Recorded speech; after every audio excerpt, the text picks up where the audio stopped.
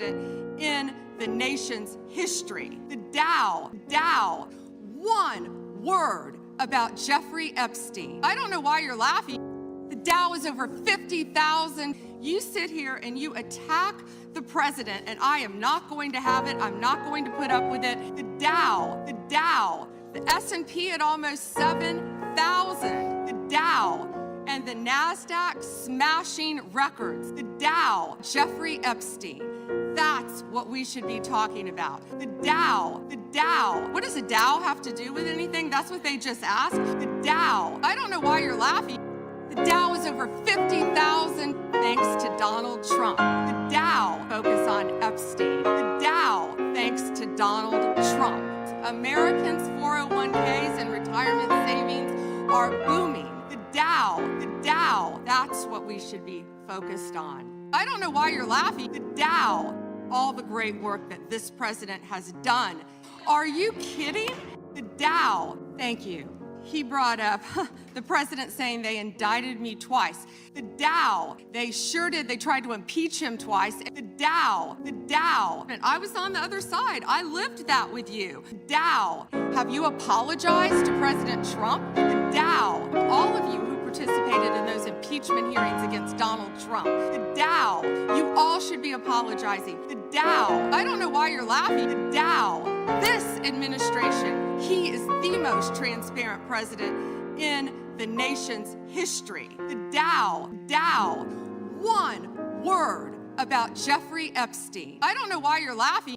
The Dow is over 50,000. You sit here and you attack the president, and I am not going to have it. I'm not going to put up with it. The Dow, the S&P at almost 7,000. The Dow and the NASDAQ smashing records. The Dow, Jeffrey Epstein. That's what we should be talking about. The Dow. What does a Dow have to do with anything? That's what they just asked. The Dow. I don't know why you're laughing. The Dow is over 50,000 thanks to Donald Trump. The Dow, focus on Epstein. The Dow, thanks to Donald Trump. Americans' 401ks and retirement savings are booming. The Dow, that's what we should be focused on. I don't know why you're laughing. The Dow, all the great work that this president has done. Are you kidding?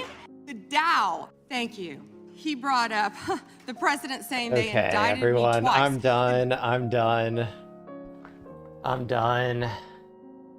We had some fun. You know me, I like to have fun sometimes. So I had to play this amazing compilation that I personally made of Pam Bondi. The highlights, the best moments. You might have heard the Dow a few times if you were listening closely. I don't know if you heard that. Okay, so let's see. Yesterday, since the last time, or wait, let's see. How do I start this usually? Oh yeah. What up, Clay Triots? It's your boy Clay. I'm back here again, streaming to you live from kinda cloudy St. Louis, Missouri. You might notice I'm wearing contacts today, and I'm also wearing normal pants instead of inside pants, because I'm actually going out later. I'm going to a bar with some DSA members to celebrate our canvassing for Cori Bush. So, you know what? I have to dress up nice. I gotta look nice and cool. I want to be the popular kid at the DSA, not the weird loser that nobody talks to. I don't think that's going to happen. I think I've already made a couple friends there. But anyway, let's see. Personal news. Since last time you saw me, what has happened? What is today, Thursday? Today's Thursday. Yesterday, raided some more. We got through what? We got to the council fight. I forget what it's called, and that was about that. We were not able to beat them, but I have faith that next week I think we're gonna beat the Void Spire on heroic, so that'll be fun. Went to sleep, woke up, went to work. Did not work out today. I had a lot going on, both at work and just tired too. So, but I'll try and get back into it tomorrow. Then I had some of my classic ramen. I'm definitely on a ramen phase right now. It's lasted probably like a year at this point, so maybe it's not really a phase, but I don't know. I just really like ramen. I make it really good. It tastes just like the restaurant, and it takes me like 10 minutes to make. So, you know, and then I made this nice little short for everybody. So that I could personally, I really just made it for me so that I could have some fun with everybody at the beginning of the stream. And then now I'm here. Here with you wonderful people. Today during my stream, I will be drinking another one of these Fitz's Rocket Pop neon blue, completely natural, naturally colored sodas. So that's what we're kicking it off with today. Speaking of kicking it off, I believe I have to start with, you know, the big news, the news that I was memeing on at the beginning. Let's go. Guys, we got another one. One less ghoul. I'm starting to feel like an exorcist. We're getting all these ghouls out of town. Pam Bondi is no longer Attorney General for the Trump administration. Now, I assure you that whoever, I say this every time, whoever he puts in next is going to be just as bad. But you know what? You got to take your wins when you get them. So let's go ahead and watch this video from, live now from Fox about that exact subject. Breaking, Pam Bondi out as Attorney General. Let's go. Continuing to follow breaking news as Fox News is reporting that Attorney General Pam Bondi is out, and a new development coming up in just the past few moments right here. This is some new information as Fox News is reporting that Todd Blanche is set to become the interim Attorney General. So if you're just joining us at this hour, you can see a graphic with three individuals: Attorney General Pam Bondi, Deputy Attorney General Todd Blanche, and EPA Administrator Lee Zeldin. The reason why all three of those are on the screen is that President Trump reportedly has fired Attorney General Pam Bondi. That is according to two sources familiar with the matter who spoke with Fox News Digital. And President Trump is reportedly if only she didn't tie her entire reputation to the Dow being over 50,000. Because I mean, I'm pretty sure, and I can look it up real quick. Yeah, guys, oof. Oh no, 46,000? Yikes. Yeah, nah, it ain't looking good right now. But yeah, that's what happens if you tie your entire reputation to the Dow being over 50,000. If that's what everybody thinks about whenever they think of you, once the Dow goes under 50,000, that starts to be a liability. So she should have either not done that, or she should have, kept the Dow up. Those were her two options, and she failed. She failed at both of them. Also, I've never seen three people with less upper lip than these three. They all got white people lip, dude. Man. Okay, sorry. I'll keep going. Replacing Bondi with Environmental Protection Agency Director Lee Zeldin. That is according to sources familiar with that matter. Todd Blanche, who is currently the Deputy Attorney General, is set to become the interim Attorney General. That is according to Fox News. So some new developments unfolding in just the past few moments, and we did want to share that with you. We also wanted to share the breaking news with you from Fox News. Attorney General Bondi met with President Trump in the Oval Office last night. This was ahead of his speech to the nation on the war in Iran, where she was reportedly informed of her ouster. That is according to two sources familiar with that meeting. And one of those sources said that by the time President Trump took his place behind the podium, he should have just He should have just done it live on stage at the his speech, because that would have at least made that speech a little more interesting. That speech was like so boring. To speak to the nation, Bondi had already lost her job and was on her way back to Florida. So right now, President Trump reportedly considering replacing Bondi with EPA Director Lee Zeldin. That is according to sources familiar with that matter who spoke with Fox News Digital. Trump did hold a meeting with Zeldin at the White House Tuesday to talk about wildfire and prevention. That is where the talks of the transition also took place, according to an individual familiar with that meeting. So that particular source shared with Fox News Digital that Zeldin would be a plausible replacement, although that caveat saying that the president could, of course, change his mind at any point. Now, when asked about... Yeah, I mean, I don't know who he's going to put in there, if he's going to just leave one of these guys, or if he's going to go with someone completely new.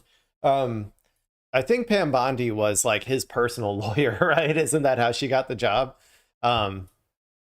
So like the main thing that's going to need to be in, like, the person who needs to be there just needs to be at least as loyal as Pam Bondi, which is saying something, because she was already like the most loyal. But I guess for some reason he felt like he had to fire her, maybe because of that testimony that I was memeing on at the beginning. I don't really know exactly why he felt the need to fire her, because to me it felt like a lot of the Epstein stuff kind of like fell off the radar to some extent since Iran started. Now I think it would have picked up again, but so like I don't know. Maybe he saw something that I didn't in terms of like polling or something. But yeah, for some reason he felt like she needed to go. I have no idea who he's going to put in there. This breaking Put news. me in there. A Justice Department spokesperson denied that reporting when reached for comment, saying, quote, the AG was with the president for the speech last night. And then when asked about the alleged meetings and Bondi's ouster, a White House source stopped short of confirming the information, but also relayed that it was, quote, not cold. The alleged ouster follows a recent New York Times report detailing that Trump was preparing to replace Bondi with Zeldin, as the president had become increasingly unhappy with her performance in that role. And a Fox News correspondent also just spoke with Attorney General Pam Bondi before this news broke. Bondi is sharing with a Fox News correspondent, saying that she's right now in Florida filming a child ID kit for abducted children with the NFL, flying into Tampa this morning, going straight to work. Attorney General Pam Bondi said that she will share those pictures soon. However, she declined to comment on that firing. So we are continuing to follow all of this break. I always get nervous when someone mentions like children in the vicinity of these like right-wing freaks, because usually they usually aren't they tend, I don't want to say usually, they tend to have like weird relationships and feelings with children a lot of the time, is what I've noticed. I've noticed a little bit of a pattern when it comes to these right-wing freaks. So yeah, I always get a little nervous when they talk about children. But I guess she's doing some like trying to identify some child. I don't really know exactly what's going on there. Breaking news right here what on case Live Now that is from or Fox. anything. As Fox News is reporting that Attorney General Pam Bondi has been fired. Todd Blanche is set to become the interim Attorney General, and President Trump is considering EPA Administrator Lee Zeldin as a replacement. Any additional reaction, any additional comment, we of course will let you know. We're also keeping a close eye on a live event that was scheduled to get underway at 1 p.m. Eastern Time. This was with EPA Administrator Lee Zeldin. He was set to appear alongside HHS Secretary Robert F. Kennedy Jr. to talk about a MAHA win regarding microplastics. You don't want to hear that, people. A Maha win is an America lose. Like, you know what I'm saying? Like, you don't want to hear about a Maha win.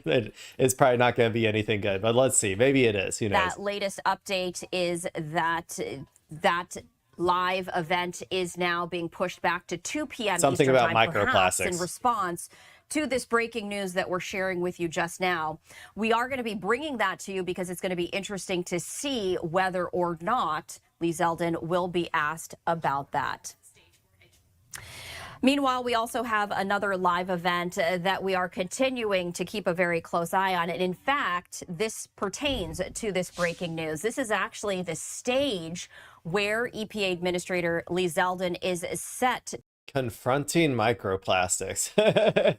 Dude, anytime these people like try to do any sort of like pretend like they care about any sort of like environmental or environmental or societal problems like this, like I'm just like, you're not going to do anything. Like you're not going to do anything to solve any of these problems with microplastics, because fundamentally that would require you to confront your donors, and they do not like to do that. So I assure you that there will continue to be plenty of microplastics all over the place. You don't worry, all my microplastic lovers out there.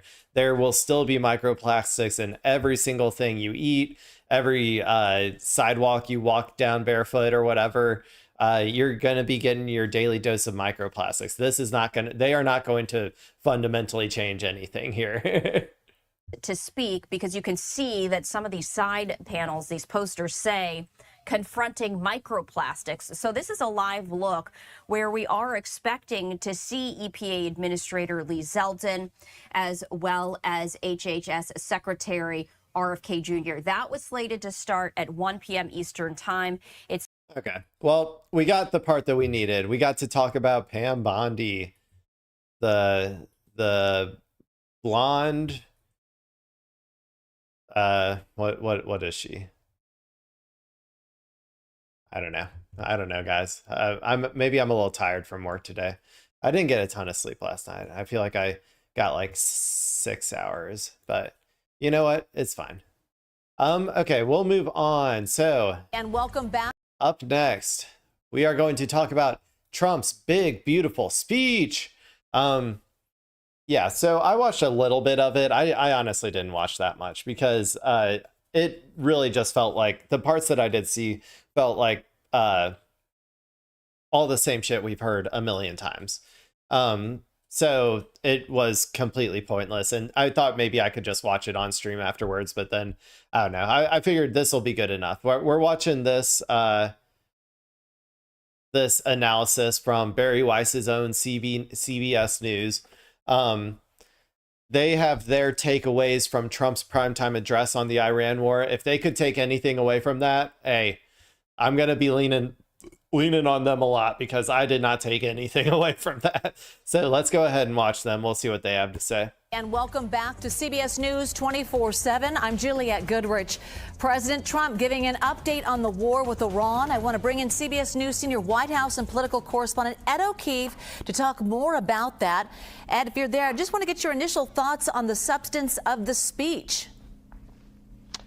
Well, Jules, this was designed, according to the White House at least, to be an update on what was going on and some sense of the way forward. And if you're someone who has not been paying close attention or not listening directly to the president, yes, it probably did provide you some sense of a refresh. But for not for all my Claytriots out there, we all knew, we already heard all this stuff a whole bunch because we watched lots of press conferences. Those that have been following this closely here in the United States, around the world, there wasn't much new in this address, and even his suggestion of how much longer this could take, saying it'll end shortly and then suggesting 2 to 3 weeks, as he often does for many things he does, not necessarily a firm commitment to an end date by any means. And that hey, originally it was supposed to be 4 to 6 weeks, and we're almost at the 5-week mark. So, you know, he's got essentially 1 more week to wrap this whole thing up, or else I'm going to have to start calling him a liar. And I'm sure he wouldn't like that very much. So, you know, get cracking, Donald Trump. We got to finish this war ASAP.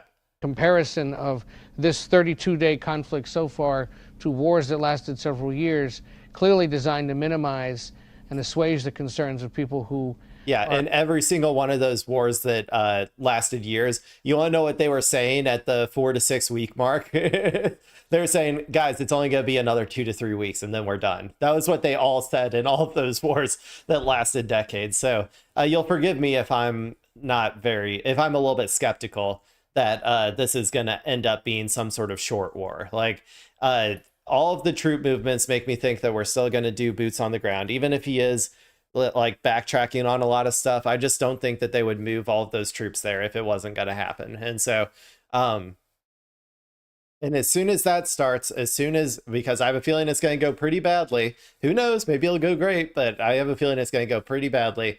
And a bunch of our troops are going to die. And then they're going to use that to then justify a long-term ground occupation, just like Iraq, except way, way, way, way, way harder. So, you know what, we'll see what happens. Who knows? He's a tricky guy to read sometimes, Donald Trump. Are concerned that this is going to continue for quite some time in an open-ended way and potentially begin to really cost Americans, at the gas pump and then elsewhere.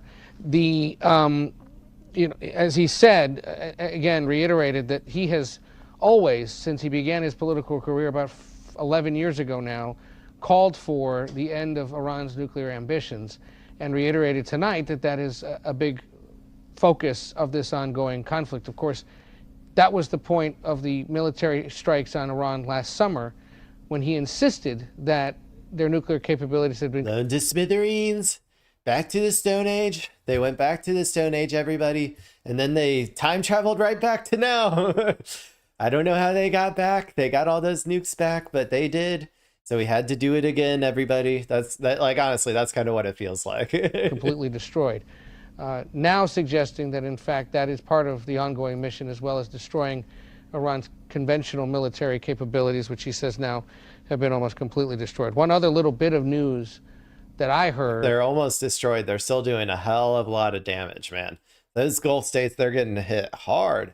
And their accuracy just keeps going up. They're getting more direct hits every single day. Yeah, I don't know. It feels like they're getting even like more capable as time goes on, as opposed to less capable, which is interesting, given what they're saying, and given how much we're bombing them, and at like such a rapid pace that we're bombing them, according to Pete Hegseth. It's weird that they're still able to hit more and more targets over time, almost like they're not degrading at all. But yeah. I mean, that would just be what my analysis would be.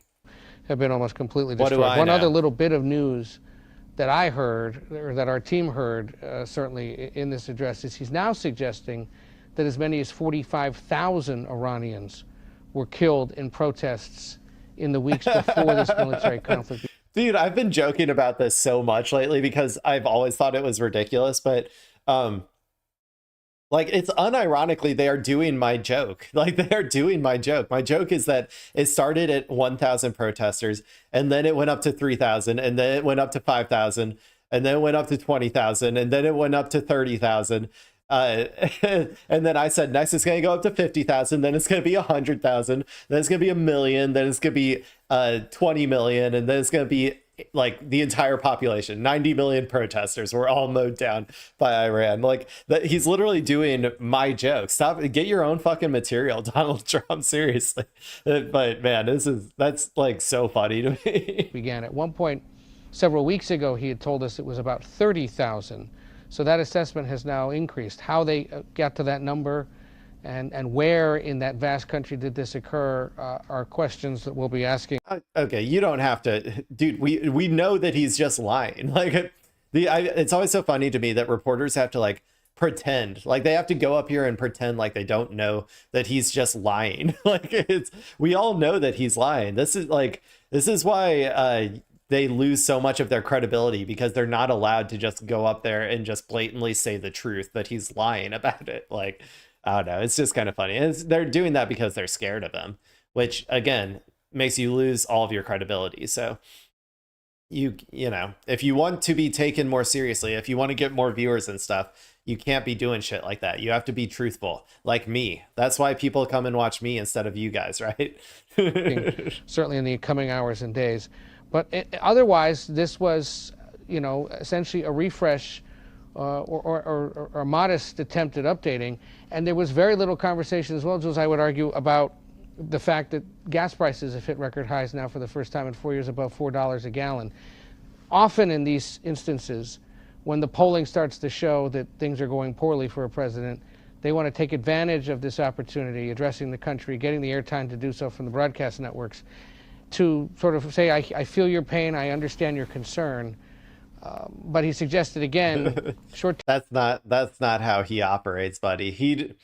Do you think that Donald Trump has ever felt empathy in his entire fucking life, or even pretended to feel empathy? Like most of our politicians don't feel empathy whenever like something bad is happening to somebody else, right? They're all like snake lizard people who have never felt a real emotion since they got into power. But like Donald Trump is like even worse. Like he is so narcissistic. I don't think he's ever once in his entire life felt empathy. So it's no wonder that he's unable to like articulate how bad he feels, like, or like how he understands the pain of the American people. He doesn't even try to say that. It's like they feel so insulated from the actual, will of the people, because our democratic system is so broken that they don't even have to like pretend anymore like they care about the plight of the average American. Term pain for a long-term investment, and that is future security of your children and grandchildren. Polling that we've been discussing all night and that we've seen in recent days continues to suggest most Americans are not willing to shoulder this short-term pain, in part because they believe the president hasn't properly explained himself. Yeah, it'll be interesting to see where the polling stands now after this. Ed O'Keefe, Ed, thank you so much. Let's now bring in J.D. Simpkins, editor-in-chief of the Military Times and also a Marine and veteran of the Iraq War. We spoke to you before. I think I've read the Military Times before. I think that they give more like inside baseball stuff when it comes to like the conduct of war and our troops and stuff. I think that they're relatively neutral as far as I know. They don't really have like super crazy biases. Like I'd say they're like generally pro like military industrial complex or whatever, but like no more than any other magazine. And sometimes they have people who are against like war because they do have like vets and stuff who write for it. So and vets tend to have I think a worse opinion of war than like the average, the average American hog who I don't know, goes like gets a hard on when he thinks of of like sending in our troops to go brutalize brown people abroad or whatever. So but anyway, yeah, let's see what he has to say here. Or the president addressed the nation. So now let's talk to you after the fact. What are your big takeaways from the speech? I don't really have any takeaways. It's quite honestly, I think there was a lot of weaving and not necessarily a real speech in terms of what we just heard. There's he did speak. He did speak. It was a real speech. It's just there was just nothing there. As Ed mentioned, citing 2 to 3 weeks is kind of the go-to move. So I mean, there hasn't been any real clarity from the beginning, and I don't think anybody listening to that speech came away from it thinking that there's any more clarity right now on the immediate horizon. Yeah, for the timing of this speech, all of us asking why tonight? There really wasn't a lot of clarity and not clear objectives. No, there wasn't. And as we discussed previously, he did go into some of the military successes, but those successes, while impressive from a military standpoint, do not equate to strategic outcomes. So, depending on... That's like the nature of all Western warfare at this point. It is all tactical, never strategic. It's like the same thing happened with Israel and Gaza. Like it was all tactical, no strategic. Like Hamas is stronger now than they were when they started. And like same with like Hezbollah. Hezbollah, it feels like while politically slightly weakened, seems to be stronger now than they were whenever Israel started. So it's just like all about like tactical like operations that never like because to achieve an actual strategic vision for any of these types of things, you have to have a political will to understand the other, and that's just like and like like diplomatically operate with them as to, at least in some regard, as equals. And if you can't do that, then I feel like there's no way to really have any sort of strategic victory, because you're never going to compromise on anything. And then, yeah, that's just a recipe for quagmire. But oh, hey, ma'am. Yeah, you haven't missed too much. I just started like 30 minutes ago, I think. 30 minutes on the dot. How long this runs, what type of troops might be involved, or what the exit strategy is, I think you're still going to see a prolonged conflict in the Strait of Hormuz that could last a lot longer than anybody is discussing right now. Did anything surprise you?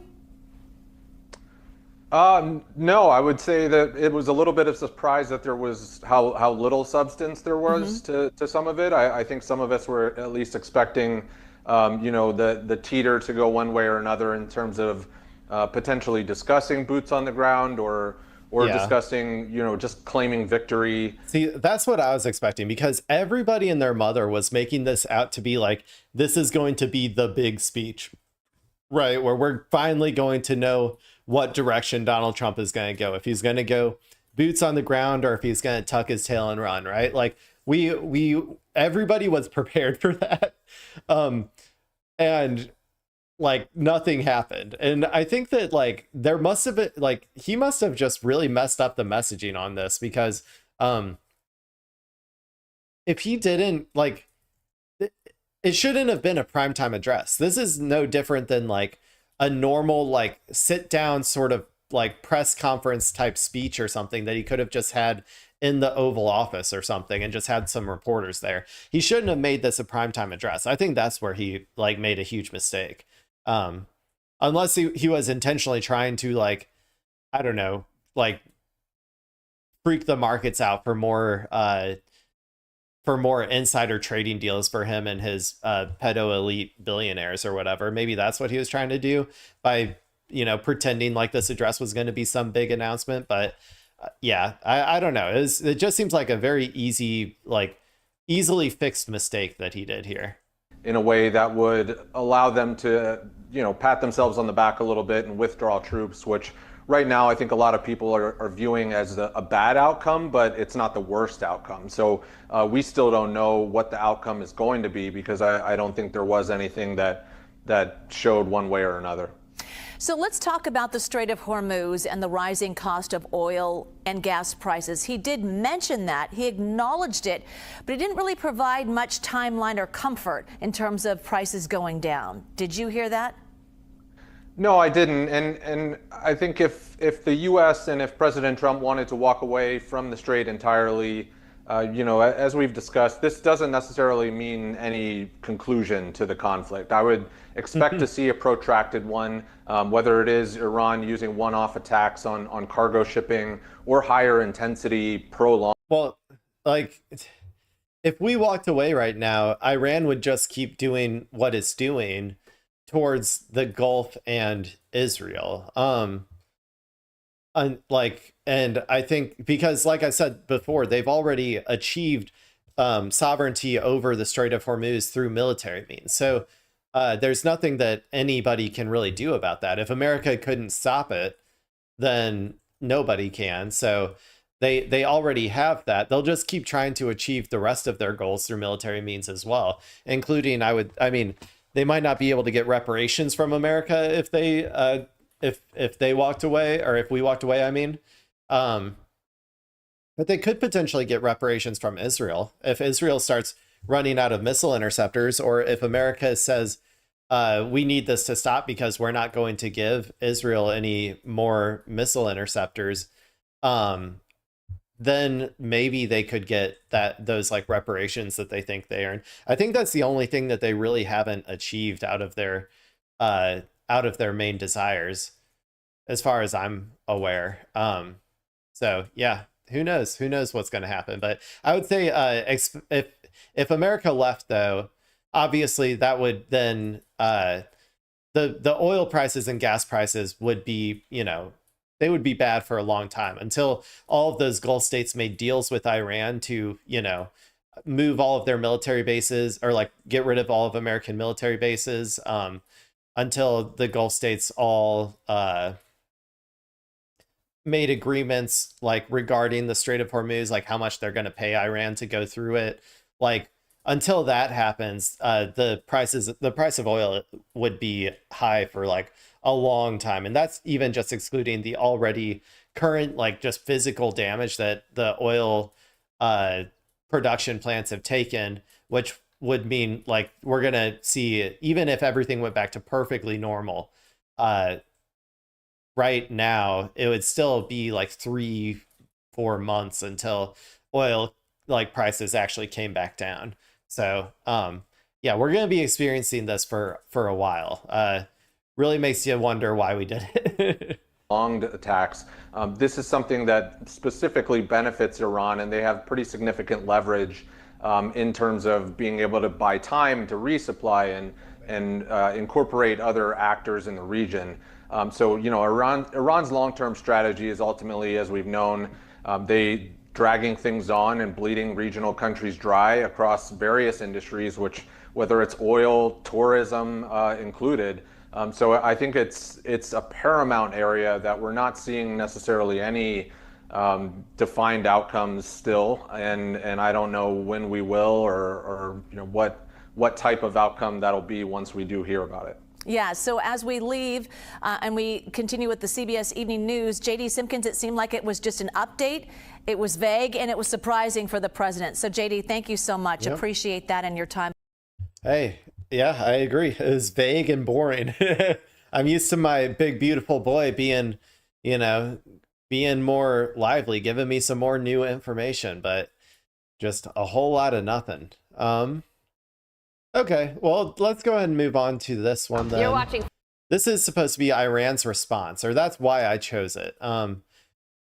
I might skip over some of the segments of Donald Trump speaking, because really the only thing I care about is the Iranian response. But we'll see how this video goes. I love a good Fox News clip, though. They're so unhinged. It's hilarious. So I might just watch it just for the fun. But anyway, let's go. Let's see what this is breaking. Iran responds to Trump's address as 12,300 plus targets struck. Wow. Okay, this is by Fox News. Let's see what they got to say. Fox and Friends First on this Thursday morning. I'm Carly Shimkus. And I'm Todd Pyro. First, let's turn it over to Mike Emanuel in D.C. with the latest on Operation Epic Fury. Mike. Todd, Carly, good morning. I can't believe they try to say that like it's cool and not like I don't know, like a lame little child. Like it literally sounds like if you were a child and you were playing with your toys and you were making up a military operation for your little army men to do, like, wouldn't a child call it Operation Epic Fury? Like, right? Am I wrong about that?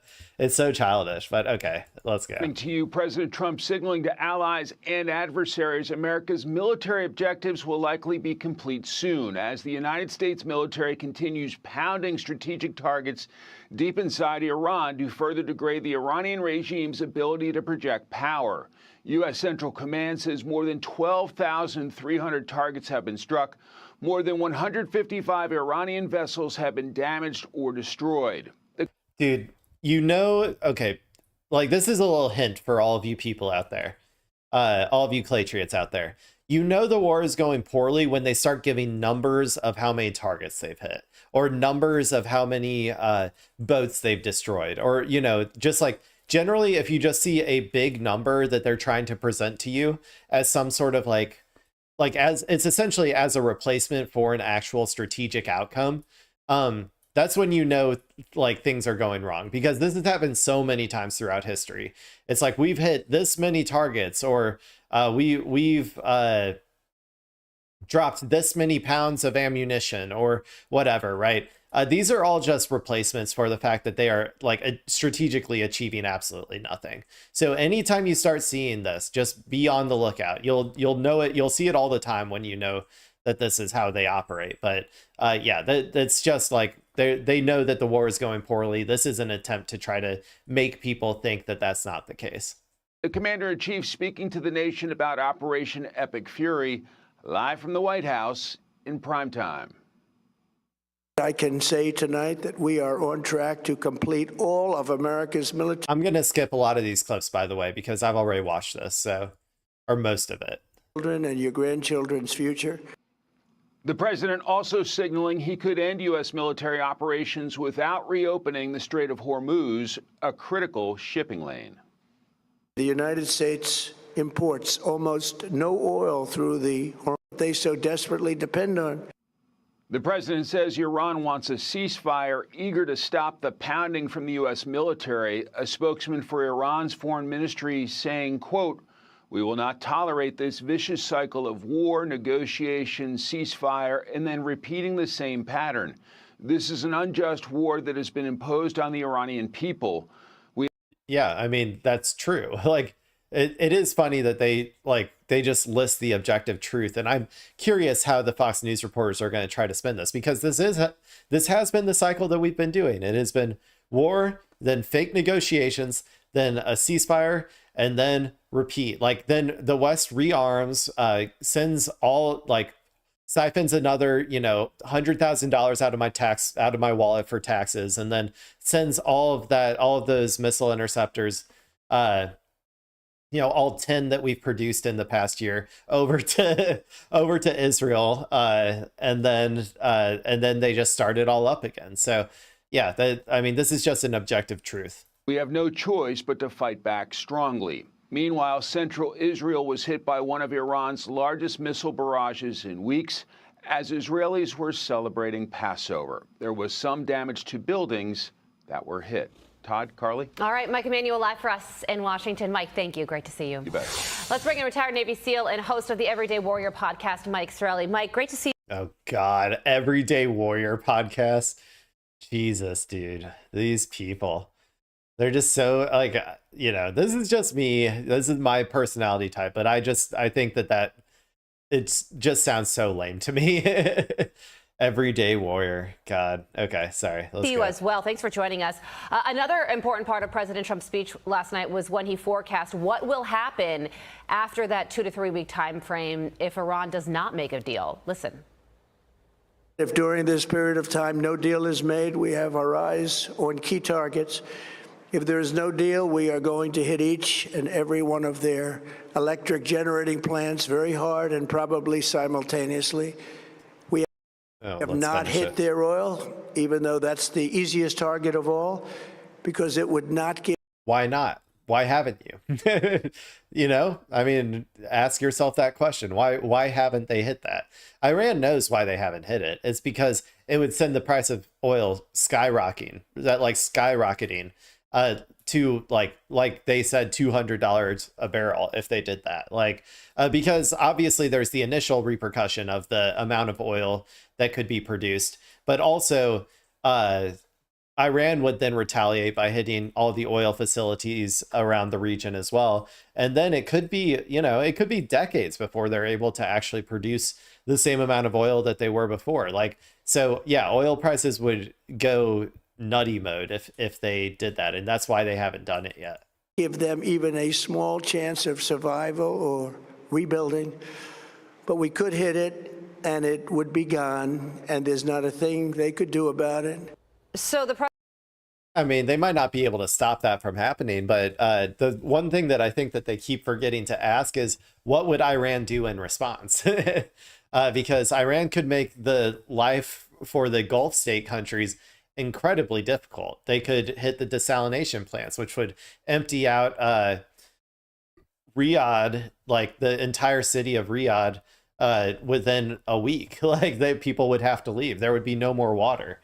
They could hit, like I said, all the other countries' oil refineries as well, and then they would also be essentially out of a revenue source for years, maybe decades. So the thing that I feel like the Trump administration always forgets to do is think about what could happen in retaliation, because that's how we got into this whole thing, is they didn't think what could happen in retaliation to killing Khamenei or whatever, or starting this war. So President laying out the consequences there in no uncertain terms.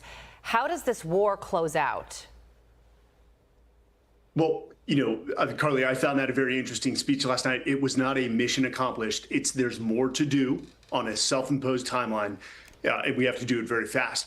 I think you just hit it. The largest omission was the Strait of Hormuz and the future security operations of it, which gives him 3 weeks to conduct diplomacy to figure this out. But here are the 4 things that are going to happen over the next 2 to 3 weeks. Let's see. What do we think they're going to be? I don't know. I'm just going to let him describe them, but I'm going to guess that the dumbness level, like 10 being the dumbest, 1 being the least dumb, I'm going to bet that this guy gives us like an 8 out of 10, like dumb. We'll see. Actually, I'll do a 7.5 out of 10 because we got 4 fingers. So I think 4 fingers, 1 of those fingers is going to be right, is my bet. 1, thin the herd. They're going to continue to strike the regime leadership. 2, boot to the financial jugular. They're going to Okay, continue. Sorry, I got to go through these one by one. So thin the herd. They're going to continue attacking Iranian leadership. That's dumb. So I'm sorry, that's 1 down. That's dumb because the whole problem that we're finding right now is that there's nobody to negotiate with. So the more like leadership you kill, this is kind of why Israel keeps going after their leadership constantly, is to make it so there's nobody to negotiate peace with. So you're forced to essentially be in a war forever, right? So that's dumb. Don't keep thinning the herd. You should, if you are talking to anybody, Donald Trump, you should keep talking to those people to try to come to some sort of diplomatic agreement. Okay, next. They're going to continue to strike the regime leadership. 2, boot to the financial jugular. They're going to either seize or destroy oil infrastructure. Again, I already outlined, like, the reason we're not doing that is because the barrel, like the price of oil would go up to like $200 a barrel.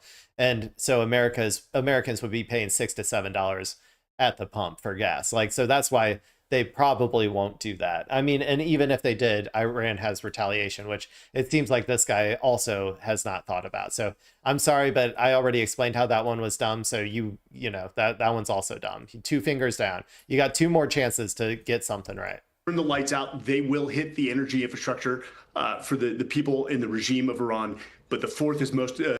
Okay. They will hit that's the one that's most likely that they might actually do. Iran has already said what it will do in retaliation, but like, yeah, they could do that. It wouldn't give any strategic outcome. So I'll give you a half on that one. I'll give you 1/2 on that one. So if you can get another half, then I'll say you passed.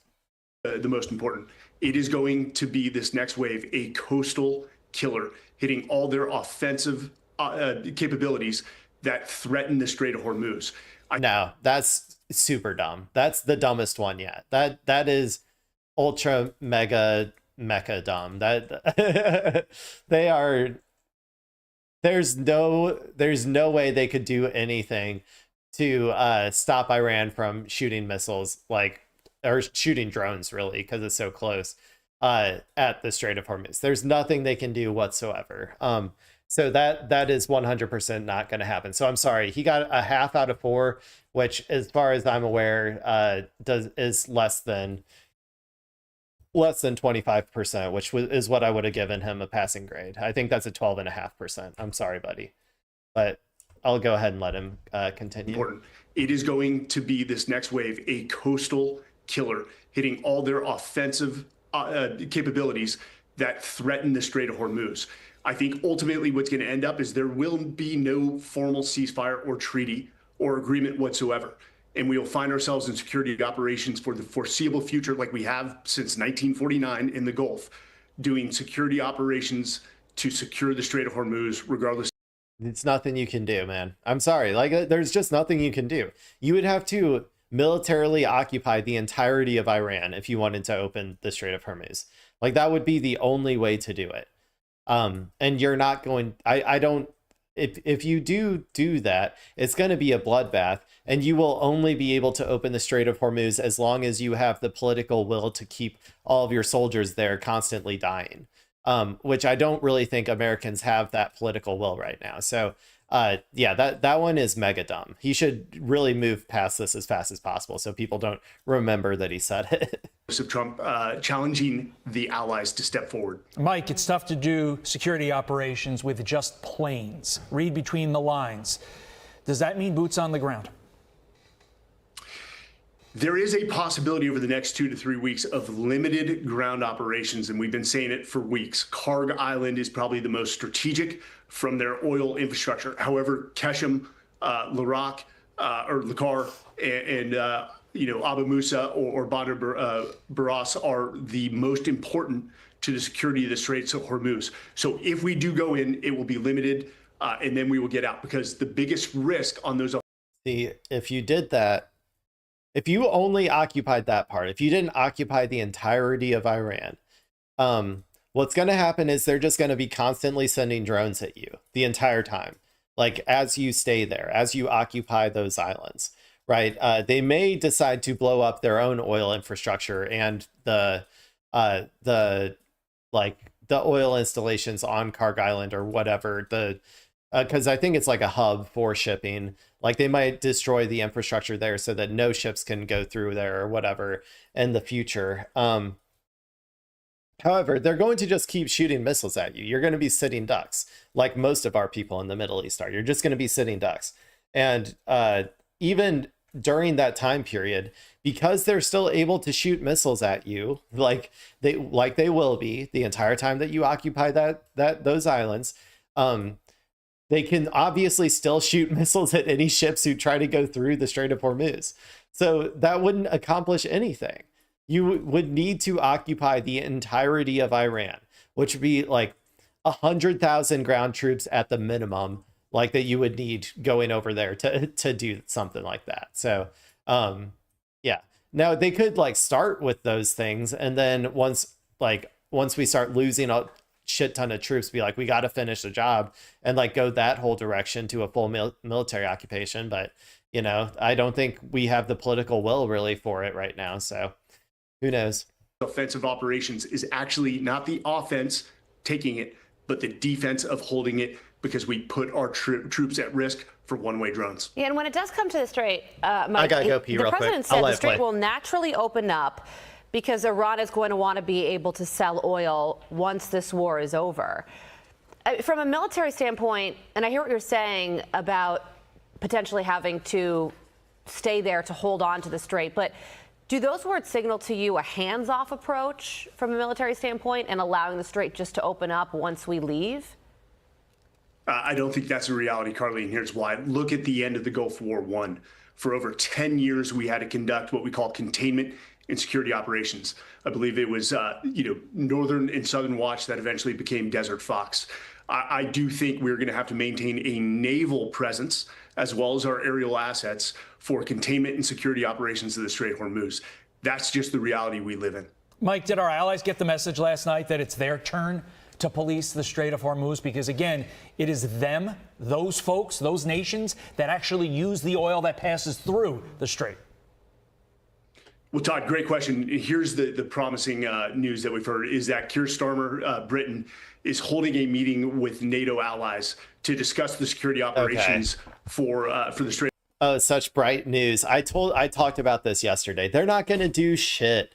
Keir Starmer is going to hold a lot of talks, and there's going to be literally no Navy ships that are going to go over there to secure the Strait of Hormuz, because we can't do it, so they can't do it. So, yeah, don't buy into any of this bullshit. The EU isn't going to do anything. Keir Starmer isn't going to do anything. They're just going to have talks. And I bet what this is going to turn into is a negotiation with Iran to allow their ships through. That's what I bet is going to happen in the future.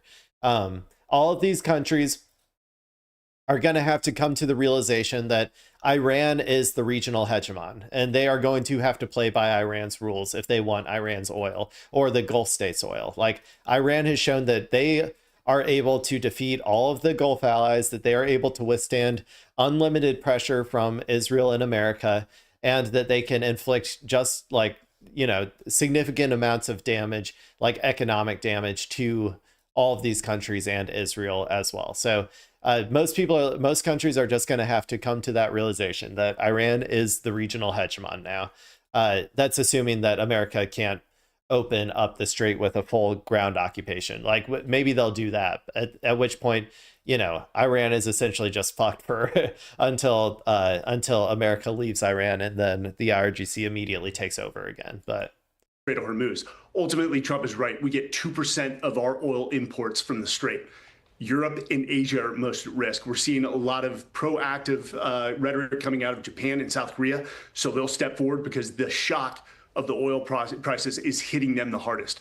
Again, we go back to the reality of the situation. Europe and Asia have to step forward because they are dependent on the oil coming out of the straits. And finally, they don't even acknowledge. It's so crazy that he doesn't even acknowledge how like tiny and inconsequential these states' armies are, or navies, I guess, to be particular. They don't even mention it once. It's like they are like what, like 0.1% in terms of spending of like our army, like of our navy, of our military capacity, of our military industrial complex, our like budget. They're nothing. They're a speck of dust compared to us. So if we can't do it, they can't. It's Mike, the most obvious thing in the about world. The potential last phase of this war, could be a good time now to talk about the Iranian people and the fact that they were tasked, and I'm sure many of them want to, accomplish the mission of rising up and accomplishing regime change themselves. Are the Iranian people still a factor here? They are. Carly, this is what I would say is President Trump has set the conditions. It may be weeks, it may be months, it may be years before we see a regime change. It may be decades, it may be centuries. But he set the conditions by decapitating the leadership, degrading their military capability. What we were not successful at, and it's a very hard task, was eliminating their internal security apparatus. But if we hit the energy infrastructure, I'm talking about the grid. I'll give you another little technically Clay hint. If you ever hear someone talking about setting the conditions for success, that means they failed because otherwise they would talk about their successes. If you ever hear anybody ever say that they set the conditions for success, that just means they failed. And I think that all this has done is, you know, if you want to talk about what he's saying right there, all this has done is brought the population more together, become more unified, more, you know, in line with the IRGC hardliners who probably at this point want a nuke. So, yeah, I don't know. That's just another little technically Clay hint for all you people out there. And we continue to degrade the regime's capability. We may see that uprising. We're just not going to see it in the next 2 to 3 weeks. Yeah, and the Israel and U.S. have already hit over 12,000 targets, sunk more than 100. There it is again, the number that makes people think that we're actually doing something. Look, everybody, number go up, number go up. We're accomplishing something, the number go up, right, everybody? That's how it feels. Okay, let's move on to, let's go to this one, because what time is it? Okay. I'm going to stream for another like 45 minutes. So I'm going to I have to hit everything that's in my title. So very much related. Whoops. I don't want to be a liar. Okay. When I put my titles, I put, you know, when I put it in the title, I make it happen. So here we go. We're going to watch this video from Breaking Points. So yeah, I guess, apparently, with all of the skyrocketing energy prices, I don't know if that is playing into it or not, but apparently half of all the data centers that were being built out are either delayed or canceled. So it's, in my mind, it's either one of two things. It is the political situation of everybody fucking hating data centers, which, yeah, I'm with you. Or the skyrocketing energy prices are going to make it too expensive to actually build out all of this infrastructure that for some reason they think we need so that we can, like, I don't know, create videos of Mickey sucking off Goofy or whatever, you know, like, I don't know why they think we need, you know, trillions of dollars of infrastructure to create shitty little meme videos, but they seem to think so. So anyway, let's go ahead and see what's going on here. We'll see what Crystal Ball has to say about the AI bubble. Very much related to the war, although a bit of a separate issue. We've been tracking some signs of concern, we'll say, in the massive AI sector, in the AI data center sector in particular, which has been the backbone of what's kind of kept the US economy afloat in spite of declines in almost every other sector of the economy. So let's put this up on the screen.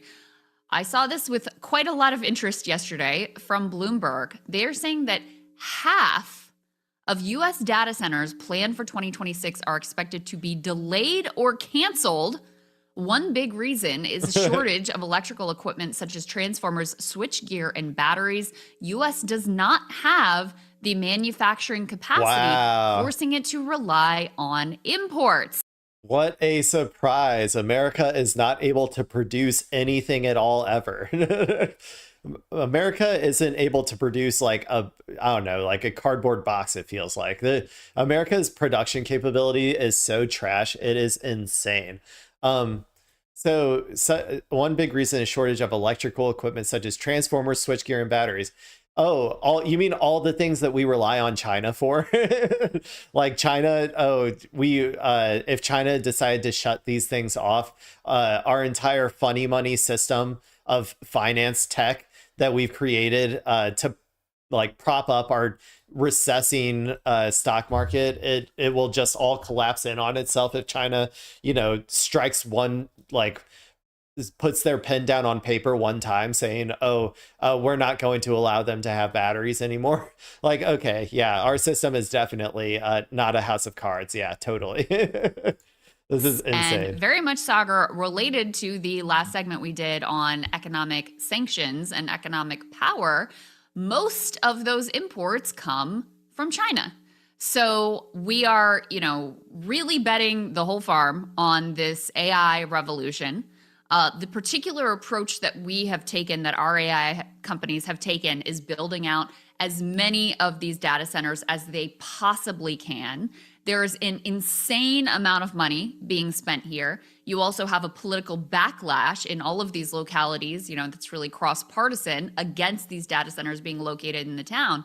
And then while this big bet is being placed, at the same time, they're projecting out all these data centers that they don't even have the parts to build and, are trying to import from. Yeah, this is how you know it's completely fake. Is they want it to be real so bad. They want to keep this gravy train going so bad. That's kind of, in my opinion, why they like pivoted so hard to actual like physical infrastructure like data centers. Like maybe maybe it's somewhat important or whatever. But to me it feels like also they feel like we need a way to keep pumping money into this thing and keep requesting money for this thing. And like this physical infrastructure that requires actual, labor and creation and mechanical products, like electrical products and all that sort of stuff, is like the easiest way to just keep this gravy train going or for as long as possible. I kind of get that vibe as well. China, et cetera, but even trying to import them, they simply don't have the materials to build out what they have promised investors they are going to build out. So seems like a pretty alarming situation. Well, let's also remember, what did Ryan and Emily cover in their very first show yesterday? Amazon facility got hit in the Gulf. And I actually don't think we can take this away from the war, because let's think about it. The AI data center is fundamentally needs cheap power. Like the reason why we're in a crisis with data centers in the first place. Well, then putting them in America is a bad idea because our energy is so fucking expensive. And it's like, I mean, in comparison to like China or whatever, China is just able to produce so much more energy than we are. They're like leapfrogging us heads and tails with how much energy they can produce. At the same time, we have a crumbling infrastructure that is that was basically built out in like the 1960s, and we have not made we've made barely any investments into like upgrading it and getting it better and more efficient and all that sort of stuff.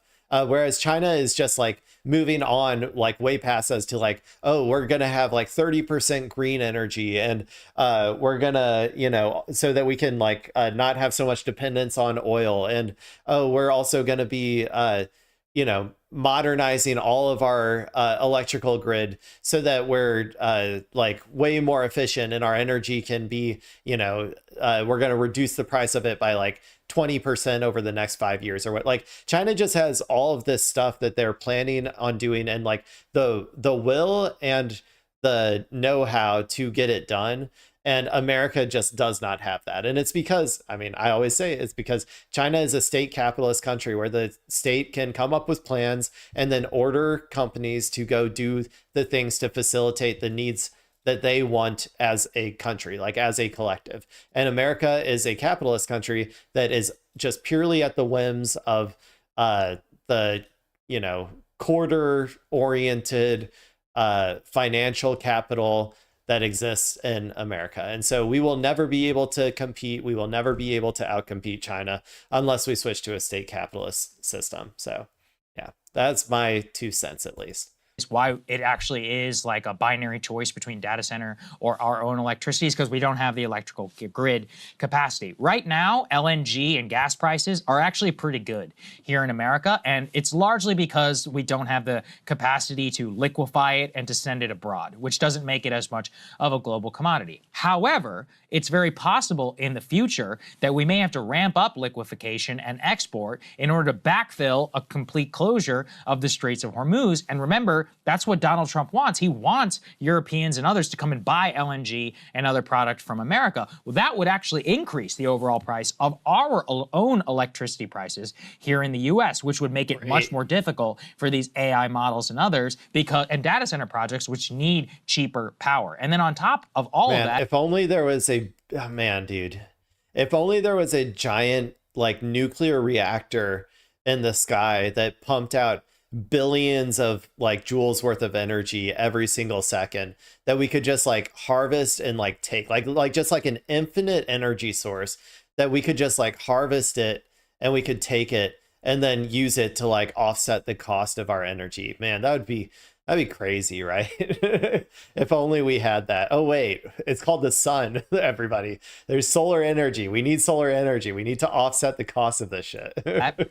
You have venture capital investment. A massive portion of venture capital investment comes from the Gulf. Also, it comes from all over the rest of the world, sovereign wealth funds, etc. Guess what? What's happening with all that money? It's drying up, or at the very least, they're having to massively pause a lot of their build out. So there's like multiple factors as to why this is all going to continue to spiral. And the AI bubble, you know, itself was propped up on big tech valuations, which were obviously disconnected from reality. But fundamentally, like, what is the US economy? We don't really make a lot of shit. We just buy. Yeah, finance, gambling, and OnlyFans. That's the U.S. economy. It's amazing. We definitely live in a real country, people. It's not completely fake. We're a massive consumer economy. Well, we're all about to take a huge haircut on consumer spending because of gas prices and because of inflation, which just means, by definition, consumer spending is going to go down. That's going to drag down everything, not just AI bubble, plus consumer sentiment. So you put all this stuff together and you can see how the real economy would go down, why an AI bubble pop is very, very much, I think, in an open conversation. And that was the only thing propping up our GDP at all, was building out these data centers. It's another reason why the war, what a folly. What a folly. You're going to go to war and hit the energy supply of the whole world at a time when that's the only thing that's boosting the United States economy. Yeah, this is one of the third order effects. Like, Donald Trump didn't even think of second order effects from deciding to go into this war with Iran. This is like a third order effect. Like, there's like infinite number of orders of effects that come from like major decisions like this. And if you want to make a good decision, you really have to think like 10 steps ahead of like how this is going to impact this. What am I going to do to mitigate this? Like all of that sort of stuff. I don't think that's going on at all in this administration. The more fascist an administration gets, the dumber it gets. So I really don't think they're thinking that hard about when they're making these decisions. And then drop the bottom out of consumer spending too. It's a mess. And antagonize China too. And at a time when you have not built out the industrial capacity to be self-sufficient far to the contrary. I mean, a lot of this is a little funny thing to me, but Sagar, I feel like, gets so sad about this stuff. My advice to Sagar is don't get sad, just laugh at it, because it is hilarious in like a crying clown kind of way or whatever, right? Like everything we're doing is so stupid and shooting ourselves in the foot. But at the same time, I always say there's always a silver lining to it. And that's that once we are no longer the global hegemon, we will have to turn inward and maybe focus on ourselves a little bit instead of being an imperial power all across the world, just brutalizing every brown person we can get our hands on. So Sagar, you don't have to look that sad. It'll be okay. It'll get better eventually. Okay. During the Trump administration. In fact, we've gone backwards in a lot of regards with respect to trying to build out our own industrial capacity. So you're, antagonizing the entire world. Supposedly, the way that the Trump administration and these heads of American AI tech companies, the way they see things is this like existential race versus China to be the first to dominate the AI sphere. And yet we're still in the most basic level, fundamentally dependent on China to be able to import these parts for a bunch of these rare earths, all sorts of portions of this. We've also talked about helium being disrupted in the Strait of Hormuz and how that ties in as well. So just on multiple levels, we've created a massive crisis for the AI industry that we've decided to apparently bet our whole economy on. And those cracks are just starting to show. There were some let's put F3 up on the screen. It's hard to say what's going on here behind the scenes, why these decisions are being made, but we've got Claude Code users who are hitting usage limits faster than. Okay. Yeah, this is kind of what I was expecting to happen eventually. Is a lot of the cost of this stuff, they're doing like the Uber model, right? Where they like you make the product so cheap by like eating a bunch of losses at the beginning until eventually you push out the like in Uber's case, like the taxi companies or whatever, and you become integrated into just the network of like travel, and then you start ramping up the prices to be like eventually more expensive than what people would get for a cab, right? So that's like the Uber model. And I kind of always assume that these cloud and like various AI people are doing the same thing, where they are eating a lot of costs, like in terms of like the amount of power and energy that's needed to generate these glorified Google searches or whatever, or in Claude's case, generating code or whatever, right? So eventually they have to start raising the price to get to actually like start offsetting all of those huge losses that they have to eat, right? And I just fundamentally think that as they raise the prices, I don't think that this product is like good enough or like beneficial enough for the most part. Not all of them. I would say the coding part is actually like somewhat productive or whatever, and people might be willing to pay for that. But I think a lot of like the chat GPT shit is going to be found out to be like, people will just, they'll just like go with a Google search. If they can Google search for free versus like it costs like $5 a month or $10 a month or whatever to use chat GPT, I think most people would be like, okay, I don't need that. It's not worth it. So I think that's a fundamental problem that they have here, is that I don't think that they can ever get the cost low enough to justify the cost to the consumer. But I could be wrong on that. Who knows? Like, we'll see in the future. Expected, and they're putting in some just limits my thoughts for right now. People who are extensively using Claude, sort of trying to pull back, especially during the highest use hours, pull back some of the usage of Claude.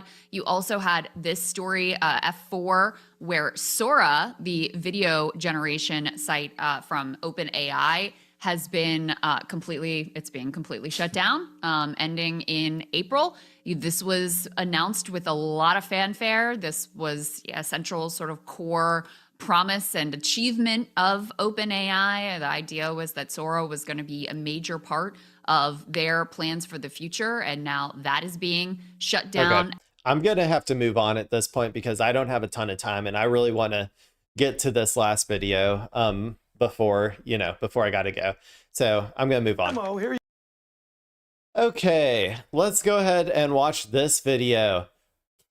I did see a clip of this interaction on Piers Morgan before, but we're gonna watch this Too Lazy to Try video so that we can all have a little bit of fun together.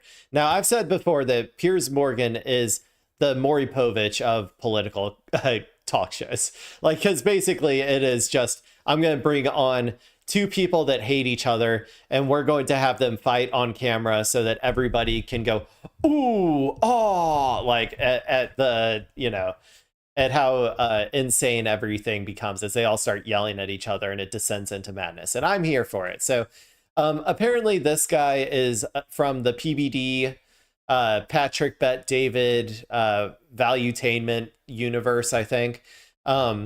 This is Dave Smith.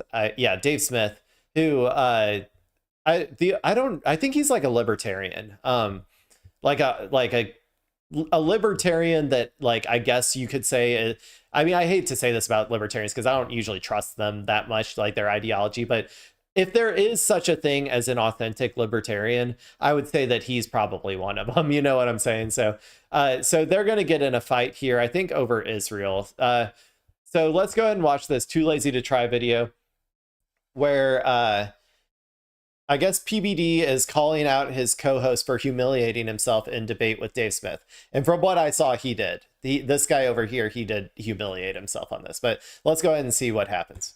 Memo, here you go, Dave. Remember this memo from Wesley Clark that you used to cite everything? This is a I didn't see this part. Oh, God. He brought a prop, dude. Oh. You used to cite, yeah. Adam, I'm not quite sure. What is the point you're making?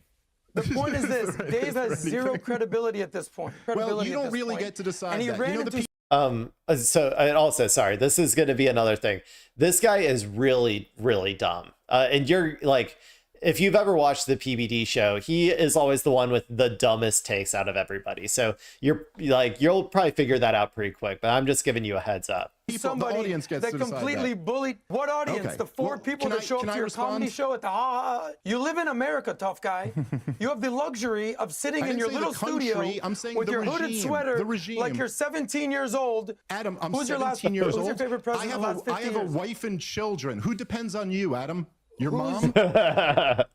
Oh, Piers, you know you lost when Piers is chuckling like this at you, dude. It's bad. Okay, I also have if you want to make it personal, other, so you want to go personal? You have a significant other. We can go as personal. You can't do that, man. When someone says, I have a wife and kids, who depends on you? You can't say, oh, well, I have a significant other, because it just makes you sound like a child. Like you're proving his point, basically. I mean, nothing against people having, like, not being in like a, you know, committed, like, marriage relationship or whatever. Some people don't want to do that, but it does kind of make you look like like a child, basically, especially in this situation here. Where do you go and be professionals? That's not how I handle debates. I don't handle debates that way. That's not my MO. So if you're close to me and you're handling it that way, that is not my style. This next phase requires all of us to recreate ourselves, and that includes you. And you have to make a decision on what you want to do. He's getting chewed out. You got, dude. This is his boss, right? This is Patrick Bet David himself. Can you imagine if your boss like just came up and told you this? Like, you got to recreate yourself, man. You really didn't do good out there. People were clowning on you too hard. Oof, that's gotta be rough, man. How to recreate yourself. Sure. All right, so Patrick Bet David's co-host, Adam, recently did a debate with Dave Smith on PBD Adam, show, that's what his name and is. Dave made an absolute fool out of him. Well, actually, Adam just made a fool out of himself. You know, Dave really didn't have to do much. But it was so bad, PBD had to talk with Adam about it publicly because he knows Adam is terrible for his brand. Even PBD's fans can't stand him. Every podcast for like the past year, there are always a ton of comments talking about how annoying he is and how PBD needs to fire him, which after this debate, he might be considering if Adam doesn't change, because this was so humiliating. Adam can't change, man. I think he, like, legitimately, I think he is, like, very, very, very stupid. Like, I just don't think he's capable of learning, like, if PBD is moving into the politics sphere, which it feels like it kind of is, like, I think it started out as more of like a business show or something, But it's really moving into a lot of like geopolitics, which, to be fair, all of them are fucking idiots when it comes to geopolitics. Like, none of them know what the fuck they're talking about. Every single one of them buys American propaganda, like willingly, like just like shovels it into their mouth. Okay. They have no critical thinking. They don't know historical context. So like, they're all idiots when it comes to geopolitics. But most of them can present themselves as somewhat competent by just like aesthetically, right? Because they are all incompetent when it comes to this, but they can present themselves as competent, which in America is really all you fucking need. Because most other people in America who are watching like Piers Morgan are also fucking idiots as well. You know, if you're not watching it for content like me, like if you're watching it in a serious manner, like to try and get something out of it, like you might not also be the brightest bulb in the bunch. I'm sorry to tell you that, if that's you. But anyway, I guess what I'm saying is I don't think that he has, like Adam in particular, because he is so dumb, can even aesthetically present himself as smart, even if he knows like just as little as everybody else on that podcast. So yeah, I don't know. That's how I feel about him. Adam and PBD. I think PBD is probably more embarrassed about it than Adam, because Adam has no shame. This guy went into the debate with the strategy of just bringing up someone else's debate with Dave. Like, he just kept saying Dave has no credibility left because he got destroyed in this debate with Coleman Hughes. So he basically just went on the show to tell Dave that he shouldn't be taken seriously and he has no credibility. Bill Riley's looking but rough. It just completely backfired. You know, Adam was already a total joke, but after this, I don't think anybody will take him seriously ever again. I mean, it almost felt like this guy was just trying to make himself look like an idiot. Piers had to ask him multiple times what the point is of bringing up that other debate, which most people watching probably haven't even seen. So Adam's like, oh, well, I can bring up other debates if you want. So that's like his only strategy, is just referring to other people's debates.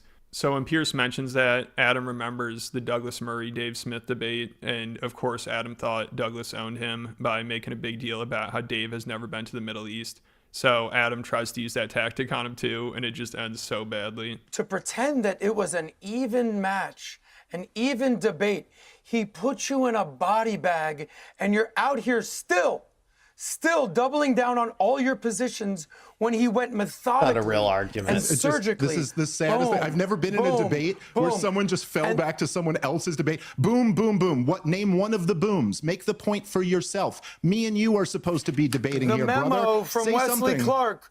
The memo from Wesley Clark. Your So whole what's your point? foundation for your No, it's Israel. not. So listen up, little guy.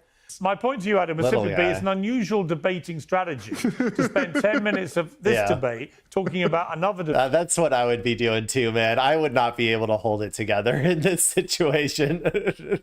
I would almost, like, if I was him, I would legitimately start feeling bad. Like, I would be like giving him like puppy dog eyes. Like, oh my God, I must save him. Like, that's what I would be thinking. Like, I would have to like dunk on myself to like try and give him like a little bit of a win or something. But in the end, that would just come off as patronizing, and it would probably make him look even worse anyway. So yeah, this is rough, Debate dude. that most viewers may not have seen.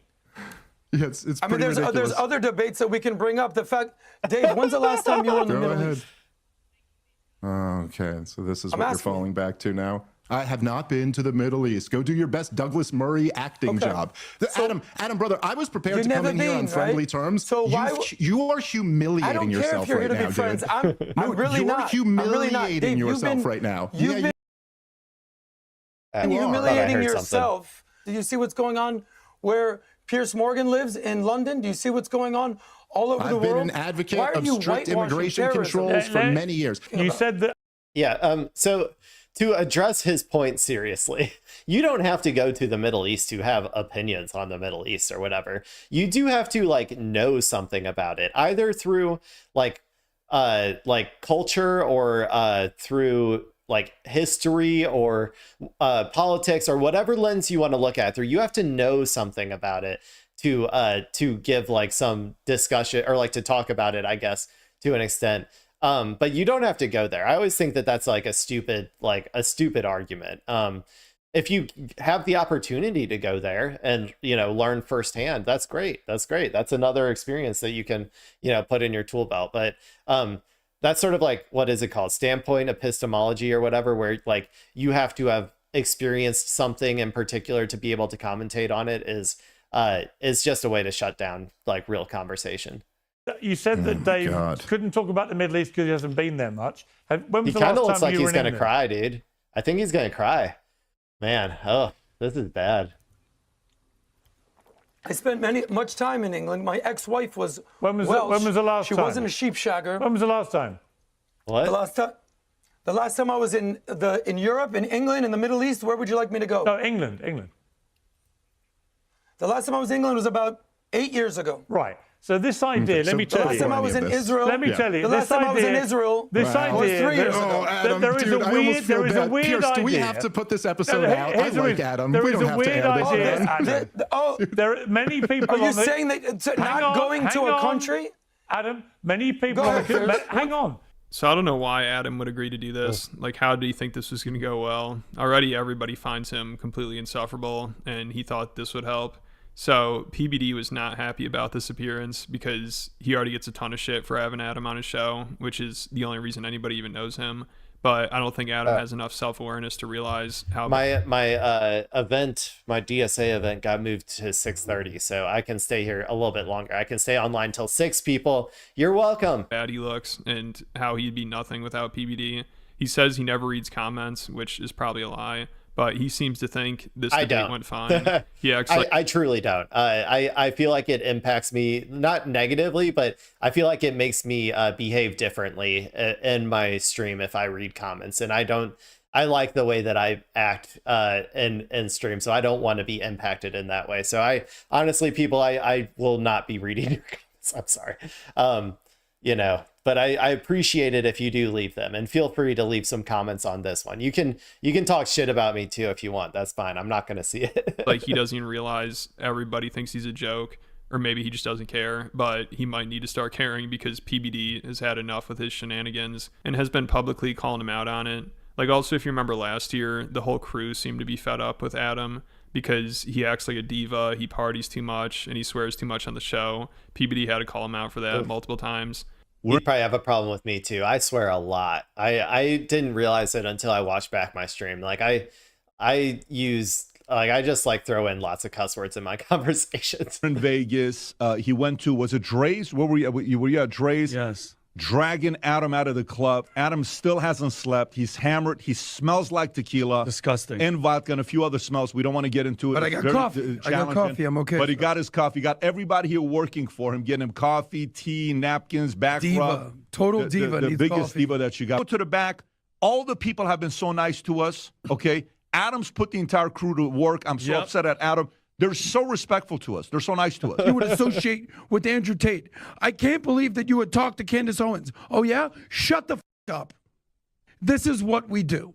We talk to people. We hear the truth. That's a regular thing for us. The reason why I'm getting upset. I'm surprised they would talk to Candace Owens, to be honest, considering Candace Owens, proclamations like from the rooftop that Israel killed Charlie Kirk. Like, I feel like they might want to avoid her, but considering, like, my understanding is that the PBD podcast is like so like pro-Israel, like they like it's insane. Or at the very least, I know this guy in particular, PBD himself, is like very anti-Iran, I think, because I think he's an Iranian expat, or maybe his parents were or something.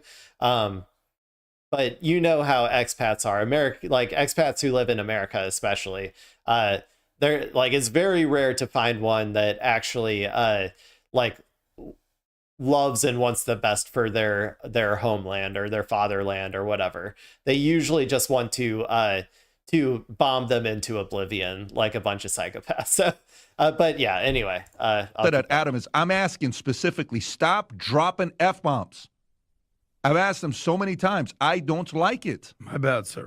So PBD isn't afraid to let his co-host hear it on air, which some people think is inappropriate. Like, it should be handled behind the scenes, but it's good entertainment. It's always pretty funny. Like, also recently, right at the start of it is pretty rough though. If that happened to me in like a meeting or something, if I got dressed down like that in a meeting, I would be pretty upset. I would also, like, depending on depending on how bad it was, I would be ready to like quit. Like, you know what I'm saying? Like, that would be like too embarrassing. One of the podcasts, PBD had to start lecturing his co-host for using his phone too much, and then he told somebody to take it away from him. For the millionth time, Adam told you 20 times, turn on. Can you just grab the phone? Honestly, just grab the phone from him. Tom. It's done. No, done. do me, Tom, no, I'm going to ask you one time. Put your phone over there, please.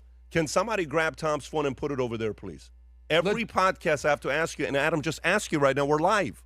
Please give the phone to Mikel and put it over there. Thank you, Mikel. Okay. All right, let's get right into it. We still love you, though. Every time podcast. So during the most recent episode, he brought up Adam's debate and was politely trying to tell him it made the brand and him look really bad. I think he's starting to be embarrassed that Adam's even associated with him because Adam's just so unlikable. And PBD is always talking about how people are reacting to things in the marketplace of ideas. You know, he's definitely been reading the comments about Adam, and he asked Adam how he thought he did during the debate, and I don't think his response made people. See, Dave Smith, I think he's kind of, I guess he is a PBD fanboy, so yeah, that's a little sad. Do you feel any better about it? Let's get right into it. Opening topic that I want to address with you guys is this. Adam, you were on the Dave Smith. You and Dave Smith did a debate together. Obviously, the market has responded. Dave has retweeted and said something about this is the end of Adam funeral. He made some comments that went viral. You've responded. You made some videos. I want you to share with us, because the audience is curious. They're asking me, what is your impression on how you did on the debate with Dave Smith? Well, despite what you think, I haven't listened or watched any of the internet comments. Zero. You. I don't go onto Twitter. I don't check the comments. It's just not something that I do. And I'm listening to a song called "Ain't Nothing Gonna Break My Stride, Ain't Nothing Gonna Slow Me Down," and that's how I feel about this. There's no doubt that Dave Smith is smart or wise or well-read. Yeah. But just because you're smart doesn't mean you're wise. Wait, sorry. I gotta go back real quick. I love one of my favorite things is when people inappropriately use air quotes. I do it like as a joke sometimes, like to be funny, but I gotta watch this again. Slow me down, and that's how I feel about this. There's no doubt that Dave Smith is smart, or wise, or well-read. Yeah. But just because you're smart doesn't mean you're wise. He's smart or wise or well-read. I love inappropriate air quotes, dude. That is like a quintessential dumb person move. Like, that's like what they have in a movie when they're trying to show that somebody is dumb, is that they use like inappropriate air quotes. Like, yeah, I breathe air, like they'll do something like that to make you think that or like indicate to you that the person is dumb. Like, that's so funny. Now, do I think Dave Smith is smart and capable? Sure. Do I think he's funny? No. Do I think he's right? Definitely not. I'm asking you, how do you think you did? It's right on. I think I did fine. My intention wasn't to play nice. It's a big difference in the internet and comments in real life. I walk around in real life. I have zero issues. You don't have issues there. That's not the conversation I'm having. The conversation that I was just basically establishing is that Dave Smith, as potent as he might be on a podcast or even on Joe Rogan's for that matter, people don't support this guy. I think Joe's had him on 20, 30 times. Irrelevant. No, it's not irrelevant. So ask, what do you... I mean, I think he's pretty popular. Now, like I said, I bet I disagree with Dave Smith on a lot of stuff, but I don't disagree that he is a good speaker, and I think that he is relatively intelligent. Okay, so he can do well on those types of shows. So I'll give him that. Agree with the guy or not?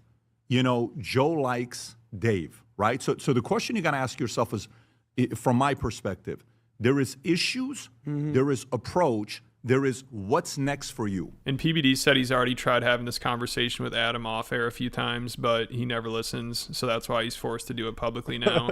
But still, Adam isn't taking the feedback very seriously. Like, PBD keeps telling him something needs to change, he needs to evolve.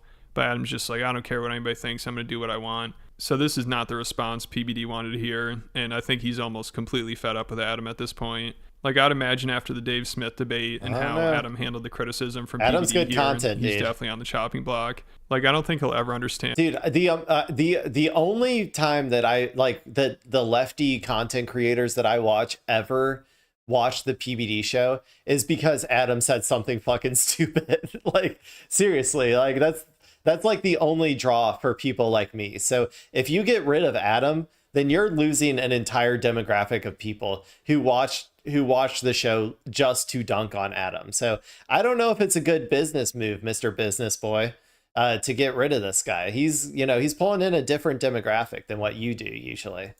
And how bad he looks and how bad that debate was.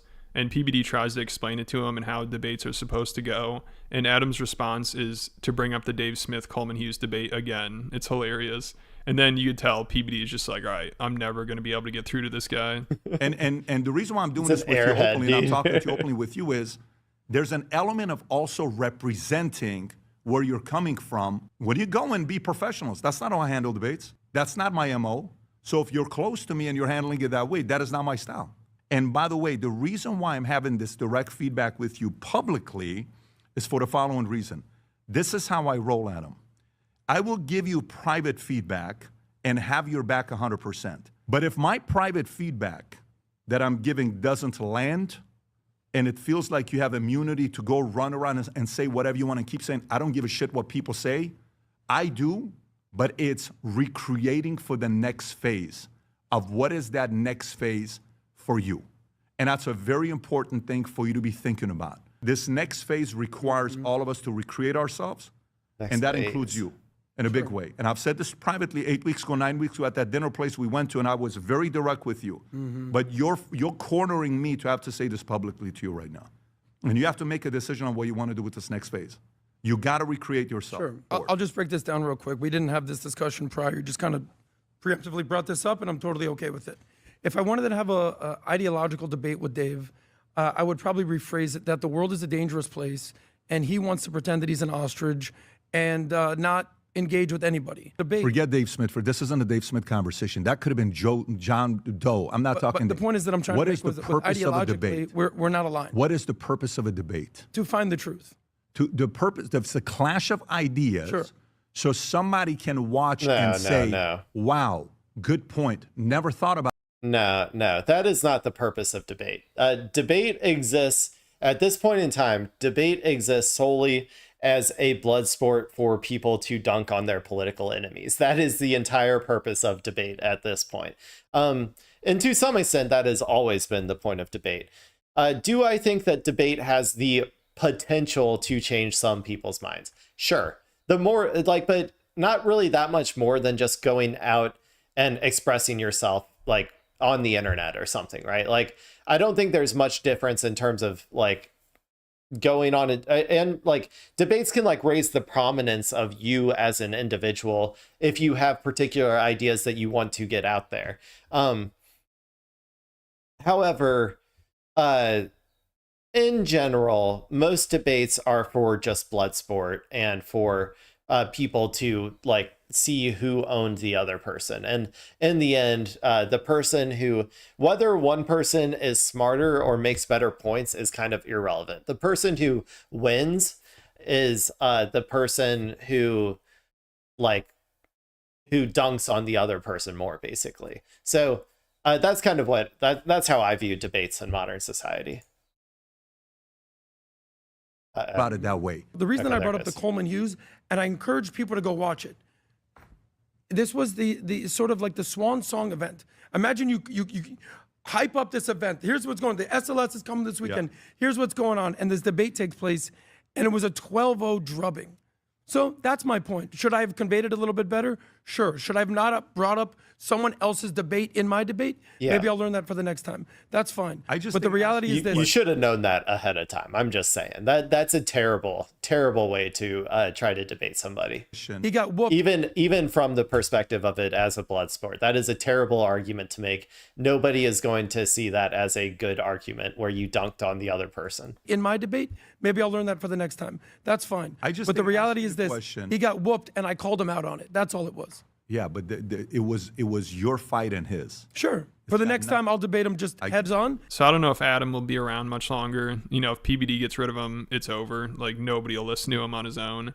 Like, right now, the only reason people listen to him is because they're forced to when they listen to the show. People just suffer through it, and they always say Adam's the worst part. Like, if Adam gets fired, I'm sure people will be celebrating in the comments. So not me. I would be out there protesting the PBD show. I would have my picket sign, or like my my sign out there. I'd be walking around. I'd say, "Bring Adam back! Bring Adam back! He is content. He is content." That's what I'd be doing. Okay, I'm gonna go ahead and move on. I was gonna try to find an article, but honestly, I'm gonna have to get out of here in like 15 minutes. So I think I'm just gonna go to x.com. I'm sorry, everybody. No articles today. You don't have to read. You can all breathe a sigh of relief. You don't have to listen to me read to you about horrible things happening in the world. So we're going to go over to x.com. We're just going to scroll around and have some fun for the next like 15-20 minutes or so. Then I got to get going. Okay. So let's see here. Leading report. Breaking. Possibility President Trump fires FBI Director Kash Patel soon, per former FBI agent Kyle Seraphin. Hell yeah, baby. Another one down, dude. Well, Kash Patel, he'll probably love that, man. He is ready to get out of there.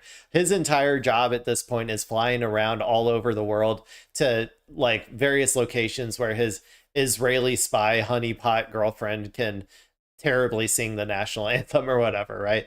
Like that's basically his job now as FBI director. Have you seen like the updates to the Charlie Kirk murder like trial or whatever that the FBI is pursuing? Like they are fumbling fucking everything. Like it is I would say like a 80% chance at this point that he is going to get off. Like the dude who allegedly killed Charlie is gonna get off. So which would be fucking hilarious. So, and it's all because Kash Patel was like did everything so incompetently from the beginning. He lied so much. He talked about how like everyone the dude ever knew was trans, and like like that was like the first thing he released to the public. Like I don't know, everything he did was like so unprofessional.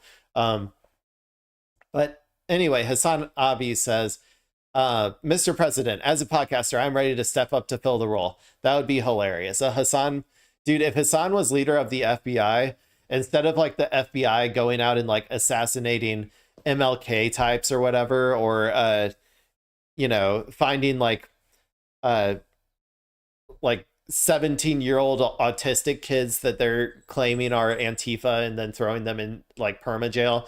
Like, I don't know. I feel like he could like start going after he could start like targeting, I don't know, like Asmongold or something, and we could get Asmongold off the internet. That'd be great.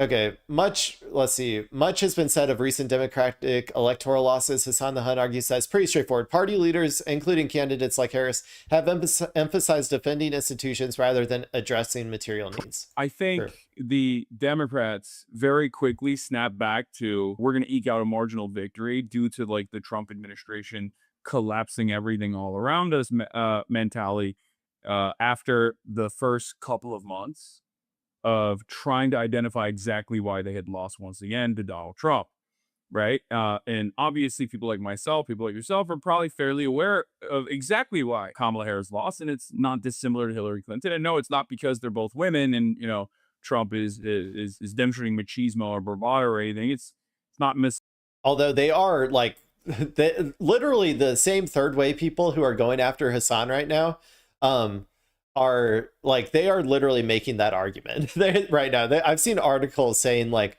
is America just not ready for a woman or something? It's like, dude, you guys suck. You are so misogynistic. Like, no, obviously it's because those candidates fucking sucked. Of course a woman could be president. You just picked the two fucking worst women ever to try to be the like torchbearer of like that idea. Like, come on. You picked a neoliberal centrist like in 2016 and Hillary Clinton in a time period where like everybody in America was looking for a change candidate, someone who is completely different, someone who's going to break the system, right? That's what everyone in America was looking for, both Democrat and Republican and independent. That's what everybody wanted. And you decide to throw out Bernie Sanders, who was that change candidate, and then throw in Hillary Clinton. So she didn't lose because she was a woman, okay? You fucking misogynist freaks out there. She lost because she was a terrible fucking candidate.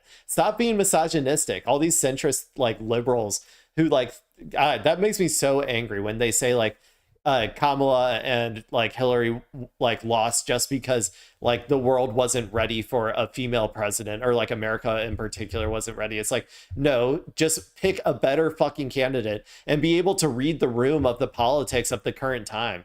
You fucking idiots. Misogyny necessarily. It's because they were both principled upholders of like at a time when I clicked the the wrong mute institutions button. are not Sorry. serving Americans. I think. Yeah. No, I agree with Hassan here. You heard my big old rant. That was a pretty good rant, I think, though. I've already seen this, but it is pretty funny. The orbs. Is this Pam Bondi? Man, is South Park still doing I think they're still doing Trump shit. I mean, they kind of have to at this point. It's crazy. They can't be like, one thing that's kind of sad about South Park is that they no longer have the it's the same thing that's happening in my opinion kind of with The Onion, is that they can no longer be absurd enough to be funny because the world is more absurd than anything they could ever come up with. Like I feel really bad for these like satire publications and stuff, particularly because of that reason. So they kind of have to just like go with like real things that are happening and then like make them even try to make them more ridiculous in some way, because that's like reality is stranger than fiction at this point. Maybe someday it won't be. An Iranian missile hit a sewage pipe in Israel, causing the streets to flood with shit. Well, you know what they say, the streets flow with the personalities of the people that live there, right? Because they all have shit personalities in Israel. Let's see. Are they... Oh, they're getting ready for their big night. Okay. I gotta be careful with these videos, though. I did get copyright struck the other day because it had some song audio. Let's see what this is. This is... Wait, who is this again? Valkyrie? Is that her name? Valkyrie. Yeah, I think that's her, right? I'm very bad with names and faces as well, so forgive me if I'm wrong. Okay, a few thoughts ahead of the president's speech tonight. Let's see what this is. Haas pause. Okay.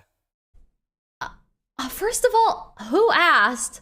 Secondly, who asked? Third of all, okay, bye, have a good day, but like, who asked, you know? No one asked. Just leave. I don't know if she's talking about she's talking about Kamala's. Is this Kamala? Let me go see this. Yeah, Kamala's response. Let's see what that is. Watch the president's address tonight. But here's the thing. He brought America into a war the people do not want. He has put American troops in harm's way. Costs are rising by the day. Hey, that is true. All those things are true. She's we'll see if she brings it all down at the end, because she has a habit of doing terrible messaging. But and meanwhile, he has done nothing to address the needs of the people of America. And I bet you he's going to try and claim victory tonight. But the reality is we're watching what he does instead of listening to what he says. Okay, that ending really lost me. I mean, at least she didn't say like, okay, he brought America into a war the people do not want. That is true. So good for her. At least she didn't say he brought America into war without consulting Congress or something. That would have been even worse. And so the rest of it, like, I'm fine with. The messaging was fine. Until he says, like, or until she says, and I bet you he's going to try to claim victory tonight. I mean, that's not like, if you were betting like something crazy to happen, like he claims victory on a daily basis. Like that's a nothing burger. We're watching what he does instead of listening to what he says. Okay. Yeah, that's just like word salad kind of shit. Like, honestly. Sure. Yeah. I mean, I guess what maybe she's saying is like, watch the troop movements or something, as opposed to like what he says, like when he claims victory. I don't know. That one, I'm like, I have no idea. Okay. Adam Mogler. He's about to Setting mog up people, everybody. Clinton News Network. Let's go. This is the funniest clip you'll see all day. Scott Jennings tries to use a military analyst to fact check me, and analyst ends up backing me up on everything. Okay. Yeah, let's see. I hope Adam Mogler mogs the whole table. Let's see. Perpetual oversight in the air so they can perpetually see what Iran is doing. And there's a chance we might have to perpetually strike them over and over, just like we did 8 or 9 months ago, just like we did again. And if we don't actually get the enriched uranium, this will turn into a military treadmill where every 8 months or so, we're continuing to strike them over and over. And I want to make this point again. The main weapon system that were actually a threat to us are still intact. You obviously know better than I do, but their Navy was gifted to them 55 years ago. It's ancient. Their Air Force was gifted to them. Yeah, I mean, that's what I always say, is that they're not known for their Navy. So every time they go out and claim like, oh, we shot down every ship they had, I'm like, congrats, dude. Seriously. Yeah, that's big blow for Iran there. 55 years ago. It's ancient. Their Air Force could have laps run around it by like one of our planes. So yeah. I see. And they specifically they didn't invest in that stuff because they thought it would be pointless in an asymmetric war scenario. And they were right. They made a good decision to not invest in their Navy or their airplanes. Like, good call, apparently. People at this table or on TV sitting here and trying to pull all these examples of how we've won. Oh, we destroyed their Air Force. We destroyed their Navy. This isn't a substantive win in any meaningful way. We destroyed an ancient Air Force. We killed an 86-year-old supreme leader who had cancer and replaced him with a 30-year younger son who is more extreme, more radical. They're purging the moderates right there. I think that Iran's thought process right now is, you know what, we need to back off of nukes, no more nukes. Iran's thought process is we need to accelerate. We need to at some point get nukes and stop this from happening. Let me play. Yeah, I mean, that's all stuff that I've been saying too. So I think Adam Mogler might be a secret technically Clay fan. I think that might be what's happening here. He's been watching my talking points, everybody. Hey, this is a reaction Do you agree with his ago. military assessments? I think the two pieces that are not completely clear yet, just in the objectives that are left, there's about 3,000 targets left. So we've struck 13,000 targets. The CENTCOM. Oh, there's the numbers again. Number go up again. We're accomplishing more, everybody. We're totally accomplishing more. The number just went up. It went from 12,500 to 13,000. We are, we're still making progress on something, everybody. So there's 3,000 left over the next 2 to 3 weeks. What that encompassed would be the remainder of the industrial base associated with the missiles and the drones. The missiles, I think we can really get to. I think the problem in the long range is going to be the drones, because you only need a couple of those to be able to strike ships. So that's going to be a perpetual problem from an asymmetric standpoint for shutting down or keeping the straits held at risk if they choose to in the future afterwards. That's what I said if too. if they're not able to get everything else. And then to your point about the nuclear piece, it is a persistent, perpetual stare afterwards if the highly enriched uranium doesn't come out of there, which will require persistent monitoring. The alternative to that. But that's also stupid, because why don't they just, let's say we got all of their nuclear, let's say we did the operation, we got every single speck of plutonium off of, or uranium or whatever the fuck it is, off of the soil of Iran. Okay, what if they say, hey, China, can you just give us a nuke? And China says, sure, here's a nuke. And then the next day they are a nuclear armed nation. You know what I'm saying? You can't stop this process from happening if there is a political will, and if there's nothing like America can do, like there's nothing America could do to stop like China covertly sending Iran a nuke, them setting it up and then being like, hey, we're now a nuclear armed nation. Like, getting rid of the uranium or whatever is like not going to stop that process. If they truly want a nuke, they will be able to get a nuke. Like, I don't know. It's just kind of ridiculous. That would be a very large ground operation with a very significant risk to U.S. forces. That facility where most of it is stored is 300 miles inland, completely surrounded by mountains, 15 kilometers outside the third largest city in the country. That would require probably a large blocking force, somebody going inside to get it. And I think there's a trade-off basically between the risk to U.S. forces and having to actually do that. I mean, I guess, yeah. He didn't really address all of his points or whatever. Adam Mogler, unfortunately, he has baby face. So everywhere he goes, he's probably not going to be treated with that much respect. I feel kind of bad for him. If he could grow a beard or something, I think that would really help people take him a little more seriously. Unfortunately, like, not to go all clavicular on everybody, but to some extent, it does have an effect on how people perceive you, your appearance or whatever, and having a baby face like that. So that's my main suggestion to him. Let's see. I made a funny joke yesterday, by the way, about when we were in our raid, and there were a bunch of hammers that came out after the guys did a move, and then I got wrecked by one. I said, "Oh no, I claviculared myself," and I thought it was really funny. I had to say that out here because I think only one person watched that stream, or watched even a part of that stream. So I need to take my best content from there and port it over here. Let's see what else we got. News: Lena Khan has launched an economic policy center that will train the next generation of lawyers and also publish research that can be turned into actionable policy. Nice. That's sick. Yeah, I'm gonna, I got a text saying the event actually isn't starting until 6:30, so I figured I could go till 6, but it is 6 now. So I'm gonna try to find one more funny one and then I'll be out of here. But thank you for the reminder, ma'am. I appreciate it.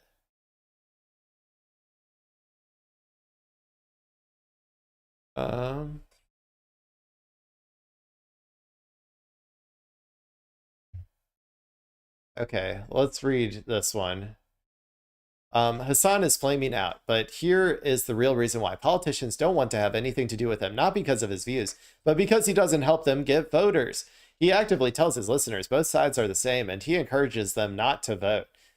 That's some straight up, like, 2016 or like 2020, I guess, era. No, 24. Well, probably both actually. Era, like, lib shit, being like, oh, he actually says they're both the same. Like, I don't know, that's stupid. But look at what happened to Russell Brand. He pulled the same nonsense and now he's irrelevant. That is ridiculous. Hassan's trajectory has only been up. Like, I don't know what she's talking about. This is deranged and genuinely committing harm by comparing Hassan to Russell fucking Brand. Yeah, Russell Brand is a rapist. Like, but I don't know. They've compared him to worse. So, what else we got? What is this? AOC for President 2028. Oh, I'm sorry for everything negative I've said about you, Big Gretch. Is this Gretch? I'm not quite, I can't listen to that, unfortunately, because I might get copyright struck. Yeah, congressional Dems are, yeah, they're very unpopular. I might watch this tomorrow, but yeah, people need to understand how unpopular the Democrats are, like how much more popular they could be.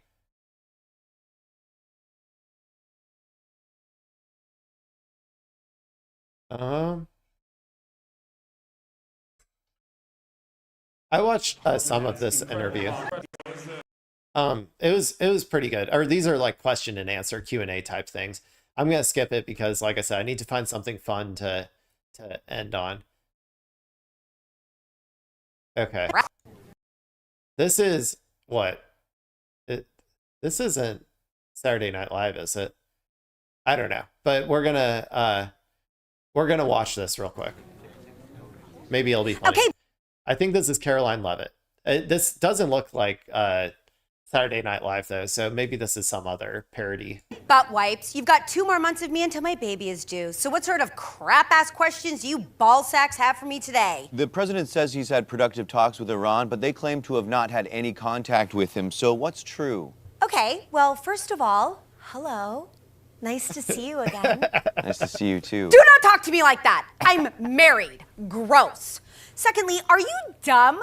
None of it's true. You think the government just tells you what's happening? Seriously, grow up. Next question. Good faces. What does the president have to say about the allegations that he started the war in Iran to distract from the Epstein files? Did it work? No. Then duh, he obviously didn't do that. And if he did do that, he would need to pivot to another tactic immediately. And we are praying he will do that any day now. Next. Does the threat of global nuclear catastrophe make you nervous? Do I seem nervous? What's my face doing? My feathers shifted? Absolutely not. I went in on a bunker with Erica Kirk. Next question. The president has called himself the most peaceful president in history. Given the conflict in Iran, do you think that this is accurate? Do you think that that's accurate? That's you. No, it isn't. Oh my God. Yeah. He also got the FIFA Peace Prize, everybody. The most notorious peace prize that has ever existed, the FIFA Peace Prize. So congrats to him on that as You well. are being so ugly and dumb and stupid in front of my baby. No, I'm not. Yes, you are. First of all, you can't win a war unless you start one. And second of all, do you know what you hear right after a bomb goes off? Screaming? No, after that. People yelling for help? After that. Fire trucks? No, after all of that. You know what you hear? Silence. Ooh. And isn't that peaceful? That's not really what... I actually don't think that. What is with you? Last cue. Give him... Yeah, what's more peaceful than like nuclear holocaust, right? Where there's no more humans left. I think that would probably be the most peaceful that the Earth has been in like 2,000 years or whatever. I guess more. The amount of propaganda and lies you report on a daily basis, do you ever worry about how you'll be portrayed in the history books? The long answer? No. Wow. She had some really funny faces. Let's see.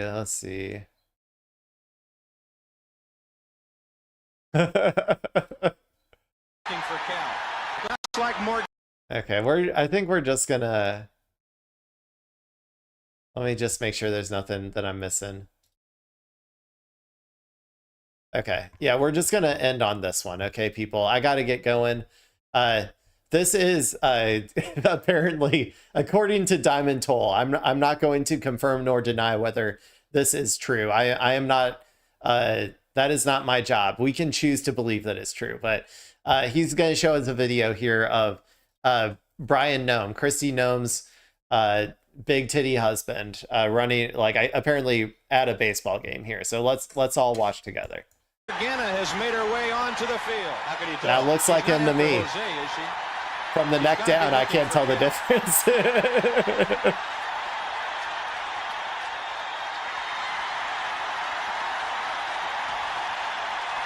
Wow. Now she's headed for the TV truck. He gave him a kiss for good luck, too. How nice of him.